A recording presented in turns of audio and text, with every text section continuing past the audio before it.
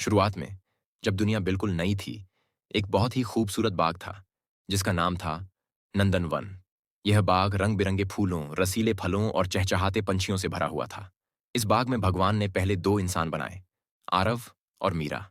नंदनवन में जिंदगी एक ऐसी खुशी भरी दिन की तरह थी, जो कभी खत्म नहीं होती थी।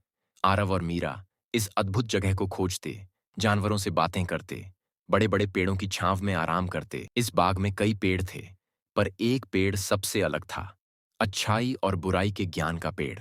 भगवान ने आरव और मीरा को सिर्फ एक ही नियम दिया था, इस पेड़ के फल को मत खाना। पर उत्सुकता भी एक बड़ी चीज होती है। एक दिन एक चालाक सांप मीरा के पास आया और उसे एक ललचाने वाला विचार दिया, इस फल को खाओ और तुम भी भगवान की तरह समझदार हो जाओगी। तुम्हें अच्छाई और बुराई का फर्क पता चल जाएगा। फल बहुत ही ललचाने वाला और स्वादिष्ट लग रहा था, और ज्ञान का वादा भी बहुत ही मोहक था। मीरा ने अपना हाथ बढ़ाया, फल तोड़ा और एक निवाला ले लिया। उसने यह आरव को भी दिया और उसने भी खा लिया।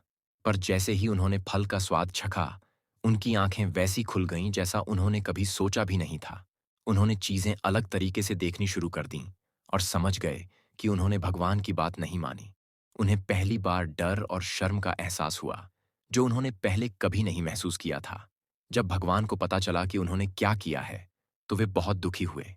नतीजा साफ था, अब वे नंदनवन में नहीं रह सकते थे। बाघ को छोड़ना बहुत मुश्किल था।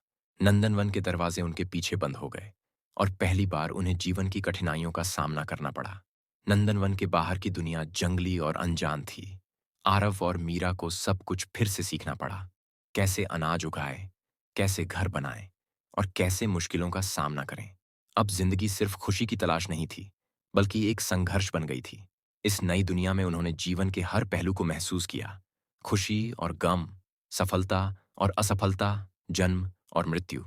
वे माँ बाप बने और उनके बच्चों ने भी अपनी जिंदगी बनाई और धरती पर फैल गए।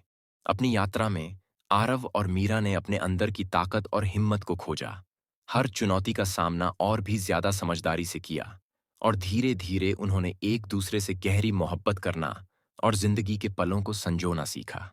उन्होंने अपने बच्चों को नंदनवन की कहानियां सुनाईं, उन्हें अच्छे निर्णय लेने का महत्व सिखाया और अपने कर्मों के परिणाम के साथ जीने का मतलब समझाया। धन्यवाद। मिलते हैं अगली कहानी में।